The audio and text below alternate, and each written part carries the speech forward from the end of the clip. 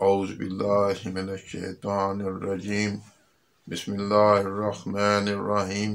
अस्सलामु अलैकुम व्यूअर, मैं एडवोकेट साजिद अली टक्कू आपकी खिदमत में हाजिर हूँ।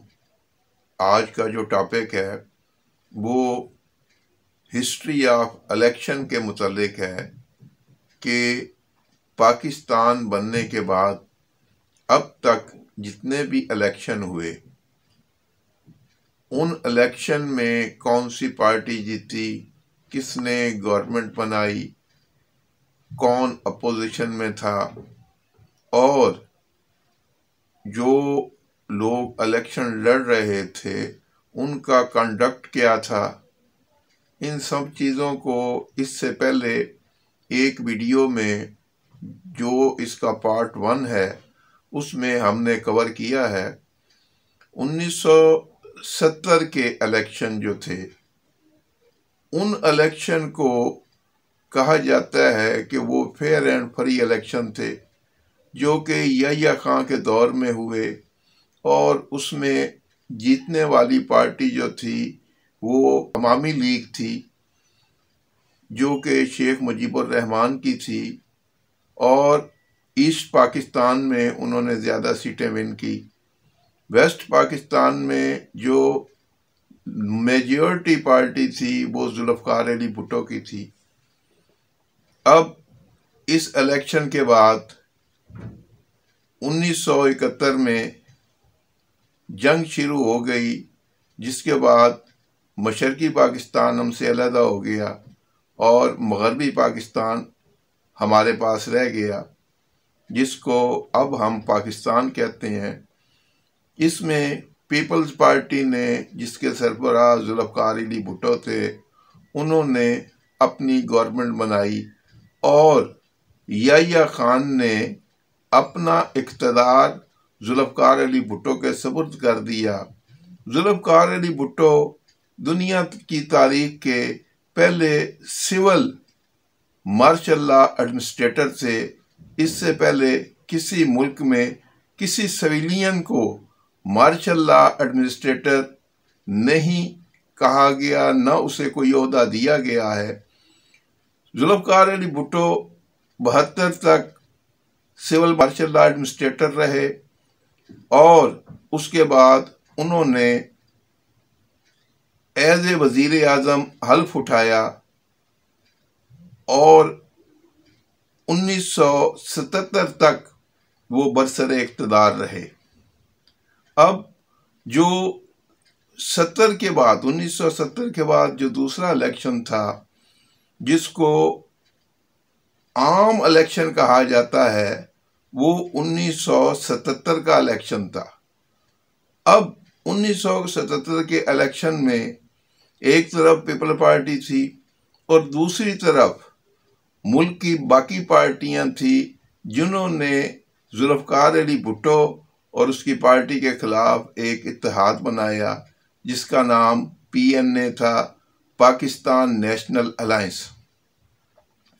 अब पाकिस्तान नेशनल अलायंस में 9 पार्टियां थीं, जिसके सरबराह अब्दुल वली खान थे। उनमें जमात इस्लामी भी थी, जमीयत उलमाए इस्लाम भी थी, तहरीक इस्तक़लाल भी थी, इस तरह जमीयत उलमाए पाकिस्तान भी थी और बाकी जो दूसरी छोटी छोटी पार्टियां हैं, इन्होंने मिलके एक ग्रैंड अलायंस बनाया जो कि जुल्फ़िकार अली भुट्टो के खिलाफ था।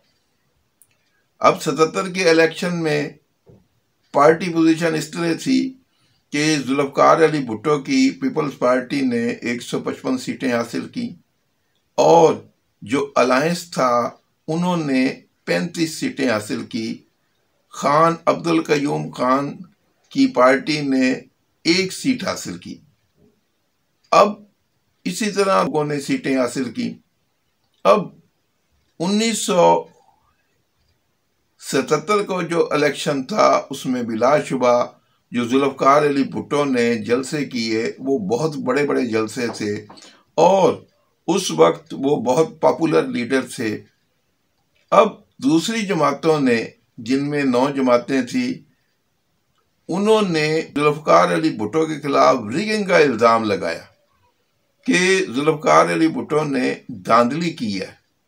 अब धांधली के इस नतीजे में उन पार्टीज ने एजिटेशन शुरू कर दिया। अब वो जो एहतजाज था वो आहिस्ता आहिस्ता पूरे मुल्क में फैल गया। वो जो पार्टीज थी, क्योंकि उनके साथ मजहबी जमातें थीं जिनमें जमीयत उलमाए इस्लाम और जमीयत उलमाए पाकिस्तान, यानी मुफ्ती महमूद साहब की पार्टी और शाह अहमद नूरानी की पार्टी जो थी और उसमें शामिल थी। तो हर जुमे के दिन जब जुमा पढ़ा जाता था तो मस्जिदों में से पूरे मुल्क में जुलूस निकाले जाते थे जो कि उस रिगिंग के खिलाफ थे, कि जो धांधली की है उसके खिलाफ थे। अब उन जुलूसों पर तशद्दुद भी हुआ जिसमें ज़्यादा किरदार FSF का था, जो कि जुल्फ़िकार अली भुट्टो ने उस ज़माने में एक फोर्स बनाई थी जिसका नाम फेडरल सिक्योरिटी फोर्स था, जिसको FSF कहते थे। उन्होंने उन जुलूसों को रोकने की कोशिश की, उन पर तशद्दुद भी हुआ, आंसू गैस के शेल भी बरसाए गए, लेकिन वो जुलूस रुकने में ना आए। आखिरकार जुल्फ़िकार अली भुट्टो ने कोशिश की कि इनको, ये जो इत्तेहाद है, इसको मुज़ाकरात की टेबल पर लाया जाए और कुछ बैठ के फैसला किया जाए। अब उन पार्टीज के साथ जिनमें प्रोफेसर अब्दुल गफूर भी थे, मुफ्ती महमूद भी थे, असगर खान भी थे, खान अब्दुल वली खान भी थे, शाह अहमद नूरानी भी थे, इस तरह छोटी छोटी पार्टियों के लोग थे। उसमें मुज़ाकरात शुरू हो गए। प्रोफेसर गफूर और उनके साथियों ने मुज़ाकरात किए। इधर से मौलाना कौसर नियाजी और दूसरे अब्दुल हफीज़ पीरज़ादा और कुछ और लोग थे, उन्होंने मुज़ाकरात किए। मुज़ाकरात होते रहे, कभी कहते कि कामयाब हो गए, कभी कहते नाकाम हो गए। आखिरकार मुज़ाकरात एक नहज पे पहुंच गए और उम्मीद थी कि इनके दरमियान कोई मुआहदा हो जाएगा। पीपल्स पार्टी के ज़राए ये कहते हैं कि मुआहदा हो चुका था और उसका सिर्फ ऐलान करना बाकी था कि जनरल ज़ियाउल हक ने मार्शल लॉ लगा दिया। अब 77 के जो इलेक्शन के थे उनका रिजल्ट मार्शल लॉ की सूरत में सामने आया। 77 में मुल्क में मार्शल लॉ नाफिज हो गया।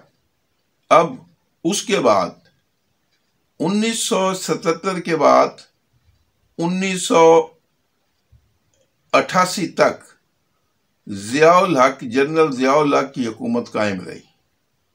1985 में इलेक्शन हुए जो कि गैर जमाती थे।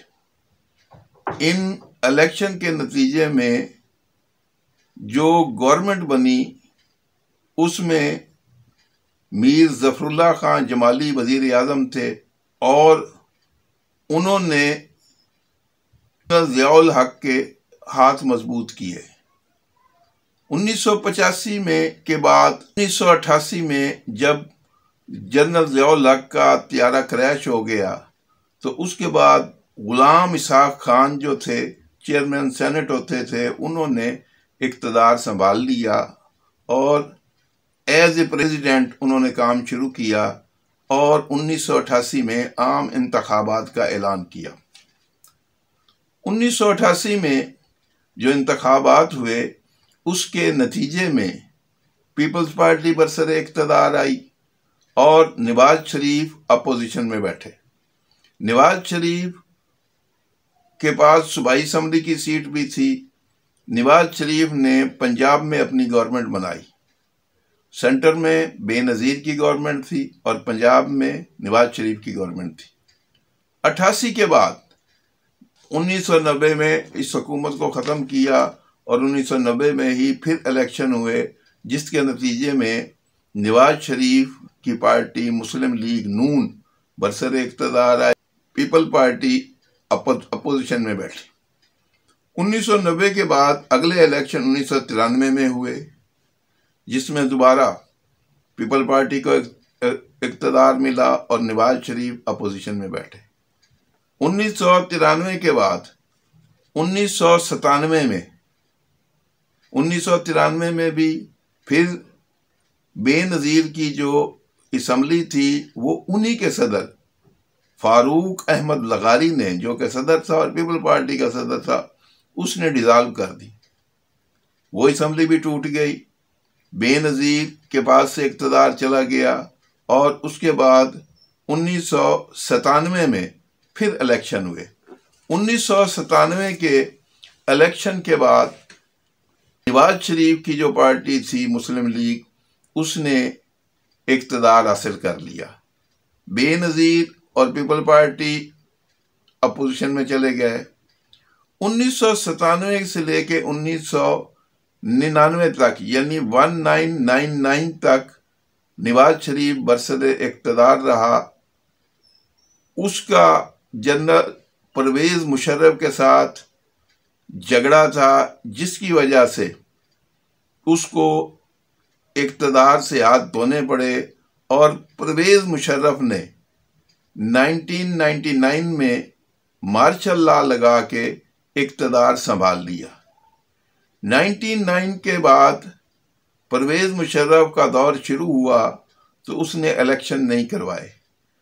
उसके बाद जब कुछ लोगों ने उसको कहा कि अगर आपने अपने इक़्तिदार को तूल देना है तो इन सियासी जमातों को साथ मिलाना पड़ेगा। नवाज शरीफ को मुल्क से बाहर भेज दिया गया और उसकी पार्टी के बंदे, जिनमें चाहे शुजात वगैरह पेश थे, उन्होंने अपनी क्वाफ लीग बना ली। अब उस क्वाफ लीग जो थी, उसने पीपल्स पार्टी के कुछ बंदे तोड़ के, जिसमें पीपल्स पार्टी पार्लियामेंटेरियन बनाई गई थी, एक ग्रुप बनाया और इस तरह 2002 में इलेक्शन करवाए गए। उन इलेक्शन के रिजल्ट में जो है, वो जो इक़्तिदार है वो परवेज़ मुशर्रफ के जो परवरदा बंदे थे उनके पास आ गया। कुछ अर्जा चौधरी शुजात जो थे वो भी वज़ीर आज़म रहे और उनके टेन्योर में ही एक सीट खाली करवा के शौकत अजीज़ को, जो कि बाहर से इंपोर्ट किया गया था बंदा, उसको इलेक्शन लड़वाया गया और इक़्तिदार शौकत अजीज़ को दिया गया। इस इलेक्शन के बाद 2002 के इलेक्शन के बाद 2003-04 में वकला का एजिटेशन शुरू हो गया और जिसके नतीजे में परवेज़ मुशर्रफ को जब अपना इक़्तिदार जाता हुआ नज़र आया तो उसने 2008 में जनरल इलेक्शन करवाया। 2008 के जनरल इलेक्शन में बेनज़ीर भुट्टो शहीद हो गई। इलेक्शन कैंपेन के दौरान रावलपिंडी में उनको गोली मार दी गई और उसके बाद इलेक्शन हुआ और उसमें पीपल्स पार्टी ने इक़्तिदार हासिल किया। नवाज शरीफ की पार्टी के कुछ लोगों ने पीपल्स पार्टी का साथ दिया और उन्होंने मिलकर हुकूमत बनाई, जिनमें जवेद हाशमी और ख्वाजा साद रफ़ीक और कुछ और लोगों ने वज़ारतें लीं और पीपल पार्टी की हुकूमत सैयद यूसुफ रज़ा गिलानी की सरबराही में कायम हुई। 2008 के इलेक्शन के बाद 2013 के इलेक्शन हुए। 2013 के इलेक्शन में नून लीग ने, नवाज शरीफ की पार्टी ने, मुस्लिम लीग नून ने इक़्तिदार हासिल किया और उनके पास 2/3 मेजॉरिटी थी। उन्होंने कानून साजी भी की। अब उसकी गवर्नमेंट को अदलिया ने चलता किया और नवाज शरीफ की पार्टी के ही एक रुकन जो थे शाहिद खाकान अब्बासी, उनको वज़ीर आज़म बनाया गया। 2013 के इलेक्शन के बाद 2018 में इलेक्शन करवाए गए और 2018 के इलेक्शन में पीटीआई जो है, जो इमरान खान की जमात है, वो बरसर इक़्तिदार आई।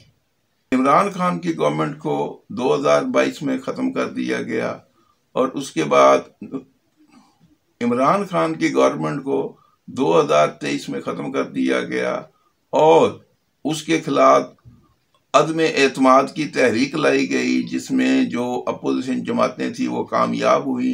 इस तरह अपोजिशन जमातों ने शहबाज शरीफ की सरबराही में गवर्नमेंट बनाई, जो कि 14 माह तक हुकूमत करते रहे। अब उसके बाद ये 2024 के इलेक्शन आए हैं।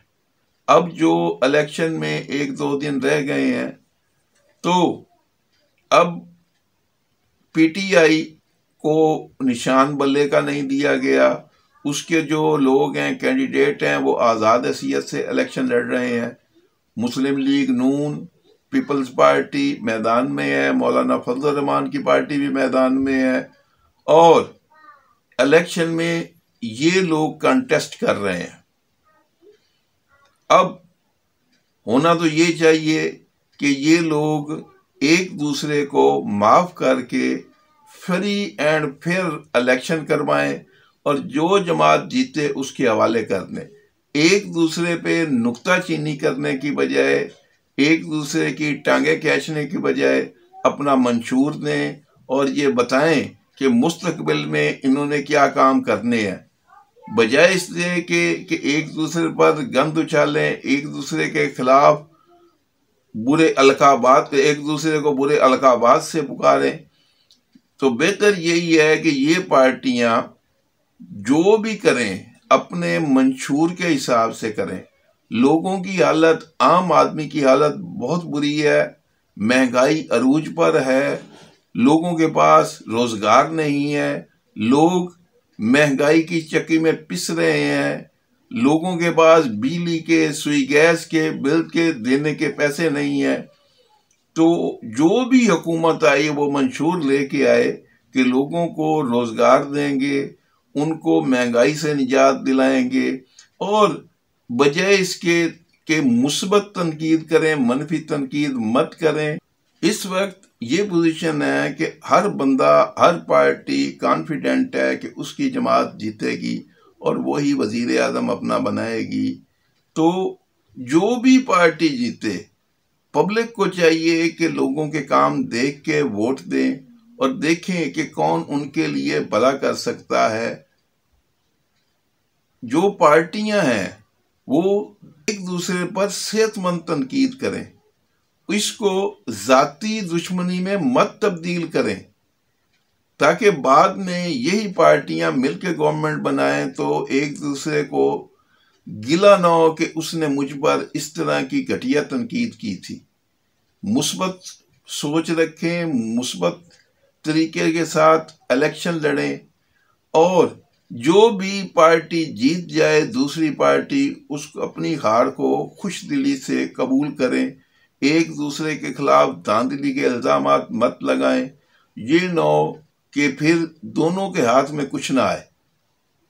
इसलिए सब लोग जो भी ये वीडियो देख रहे हैं, आप उस पार्टी को वोट दें, उसको सपोर्ट करें जो कि मुस्तकबिल में आपके हालात तब्दील कर सके। इसके साथ ही मैं अपनी वीडियो को ख़त्म करता हूँ। आप अपना, अपने घर वालों का, अड़ोस पड़ोस का, सबका बहुत ख्याल रखें, खुश रहें, खुशियाँ बांटें। अल्लाह हाफ़िज़।